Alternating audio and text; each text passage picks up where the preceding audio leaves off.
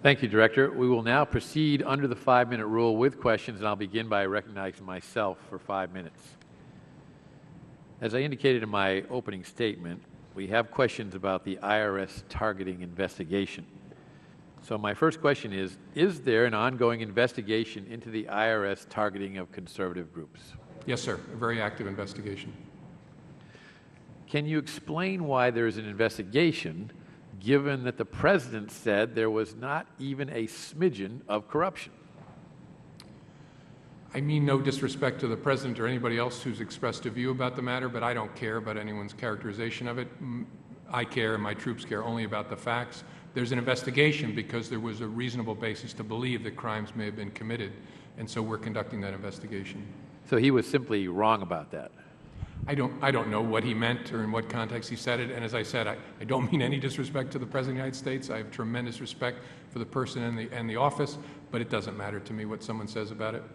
Can you give us any indication of the conduct of that investigation, who's heading it up, and what we might expect in terms of information being made available to these groups and to the Congress and the public to assure them that this type of activity is being addressed and that someone will be held accountable if corruption is indeed found to lay at any one person's doorstep?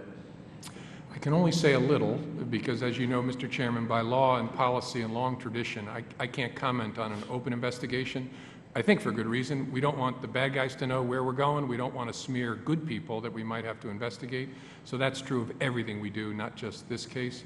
The matter's in my Washington field office. The accountable executive is the head of my Washington field office, a terrific executive named Valerie Parlay. But I can't tell you, it's active. It's something I get briefed on a regular basis. But I can't say more about where we are, what we've done for the reasons that I said. The Department of Justice Office of Inspector General has indicated that beginning in 2010, the FBI reversed course on a long-standing policy of providing, among other things, Office of Inspector General access to grand jury information in furtherance of their reviews. I am aware that you were asked about this recently before the Senate Judiciary Committee, and you pledged to avoid stonewalling the OIG and to find out more about this. This committee relies heavily on the work of the Office of the Inspector General. In order to fulfill our oversight duties, can you assure us that you will resolve this dispute in an expeditious manner and allow the OIG to effectively carry out its mission?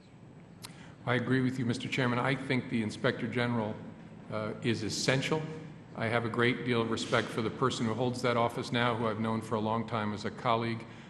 I've told him, look, the Inspector General is a pain in the rear, but it's a vital pain in the rear. It's kind of like the dentist. It makes me better to have the Inspector General robust and fully informed. This is an issue that is a legal issue as to what we are allowed to share with respect to grand jury material and what are called Title III wiretaps ordered by a federal judge. I want to share fully and completely with him, but I also don't want to violate the law.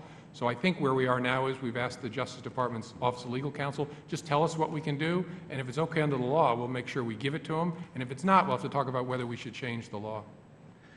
In your testimony to the Senate Judiciary Committee, you said you would find out more about this. Have you found out more about this since that testimony? Yes, sir. I left that hearing and immediately went back and talked to my new general counsel about it and dove into the legal issue a little bit and found out that there was a difference of view as to what the law permitted here. And as you know, at the core of our being at the FBI is we want to follow the law. So we're going to ask for the guidance from the Justice Department. Tell us what the law is and we'll follow it. And if it needs to be changed, obviously the department will approach you. And is that something that you can share with us as well when you receive that determination from the Department of Justice? Certainly. We would be very interested in knowing what their position is on this and whether any action is necessary on our part. A number of companies have recently announced that they intend to start notifying customers when law enforcement requests data through a subpoena unless the request is accompanied by a court-ordered gag order, and despite the fact that this disclosure is expressly prohibited on the face of the subpoena. Is this a change in practice, and how do you expect it to impact your investigations?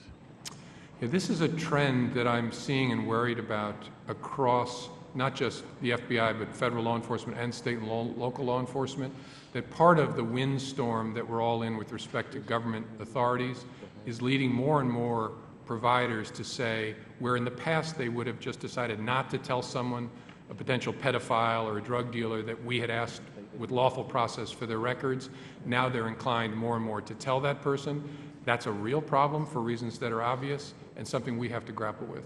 And have you seen significant instances of prominent companies actually notifying targets of investigations, like for child abuse, sexual assault, or drug trafficking, that this information has been requested by subpoena?